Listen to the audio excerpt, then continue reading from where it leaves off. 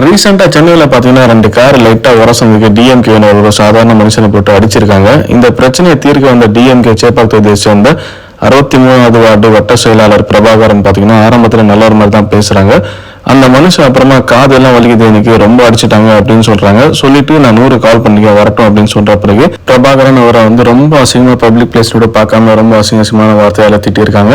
இன்னைக்கு வேற யாரோ பாதிக்கப்பட்டிருக்காங்க அப்படின்னா நாளைக்கு நாமளா கூட இருக்கலாம். ஃபர்ஸ்ட் ஒரு மனுஷனை மதிக்க கத்துக்கங்க. வண்டி வராத்துல இல்ல, லைட்டா எச்சில நிக்குது.